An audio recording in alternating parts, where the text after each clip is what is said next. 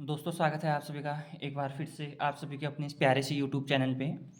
आज हम बात करेंगे कक्षा 10 गणित प्रश्नावली। हमारे पास है 7.2 और हमारे पास प्रश्न संख्या है इसकी पहला।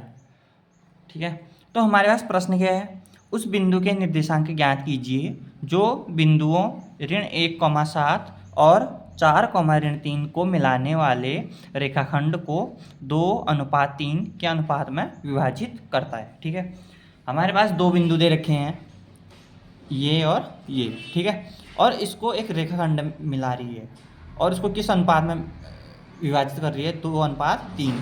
तो उस 2:3 पर जहाँ पर विभाजित करती है उस बिंदु के लिए हमने क्या निकालने हैं, निर्देशांक निकालने। तो सबसे पहले हम लिख देते हैं दिए गए बिंदु। तो माना हमारे पास जो बिंदु दे रखे हुए क्या है, हमारे पास ए, इसको हम ए मान लेते हैं। ए बराबर ए क्या है हमारे पास, ऋण 1,7।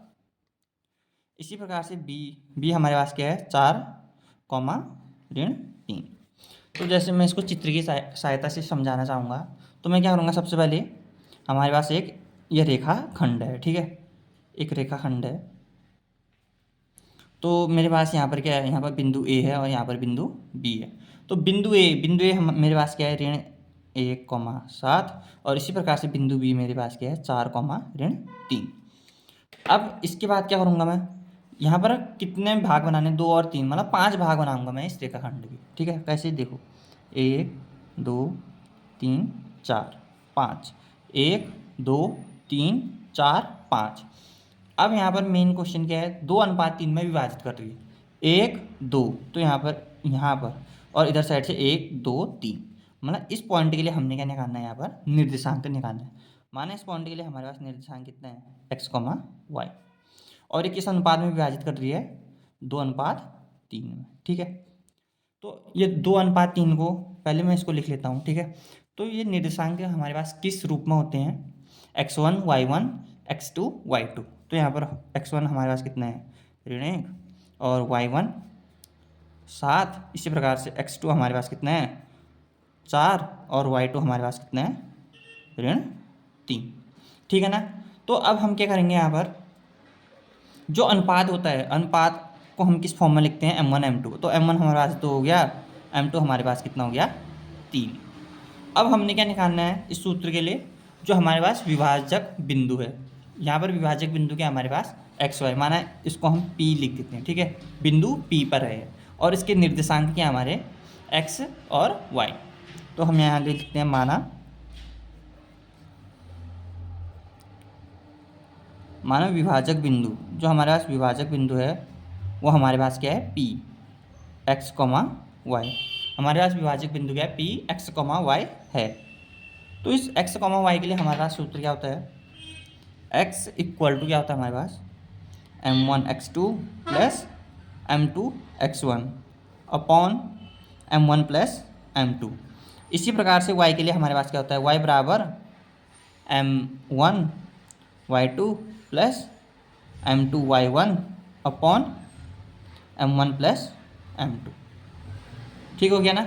तो अब हम क्या करेंगे, तो अब हम क्या करते हैं, अब हमने सूत्र लिख दिया। तो अब हम यहाँ पर x बराबर m1 x2, m1 x2 का मतलब m1 गुणा x2। तो हमारे पास m1 कितने हैं, 2, x2 हमारे पास कितने हैं, 4, धन m2 x1 मतलब m2 इंटू x1, m2 कितना है, 3, और x1 कितना है, ऋण 1, बट्टे हमारे पास m1 प्लस m2 मतलब 2 धन 3। तो 2 गुणा 4 कितना होता है हमारे पास, 8। 3 गुणा ऋण 1 बराबर ऋण 3, 2 धन 3 बराबर 5। तो 8 ऋण 3 कितना होता है हमारे पास, 5 बट्टे 5। तो 5/5 कितना होता है, 1। तो हमारे पास x का मान कितना आ गया, 1। इसी प्रकार से हम यहाँ पर क्या करेंगे, y का मान निकालेंगे। तो m1 y2 मतलब m1 गुणा y2। तो m1 हमारे पास कितना है यहाँ पर, m1 2 गुणा y2 कितना है, 7, सॉरी y2 हमारे पास कितना है, ऋण 3, धन m2 हमारे पास कितना है, 3, और y1 हमारे पास कितना है, 7। तो 3 गुणा 7।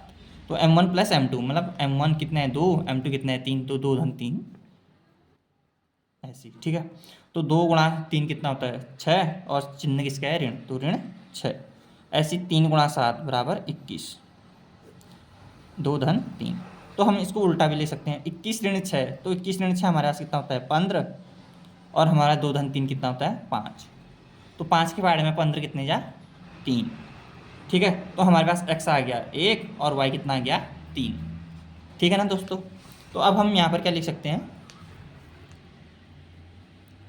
अतः अभिष्ट बिंदु, जो हमारे पास अभिष्ट बिंदु है, अभिष्ट बिंदु के निर्देशांक, जो हमारे पास बिंदु है उसकी निर्देशांक हमें क्या क्या प्राप्त हुए, 1,3। ठीक है, जो हमारे पास बिंदु आ गई उसके निर्देशांक हमें क्या मिले 1,3। तो दोस्तों आशा करता हूँ कि आपको इस प्रश्न का हल जो है वो काफ़ी अच्छी तरीके से समझ में आ गया होगा। तो तब तक के लिए धन्यवाद दोस्तों।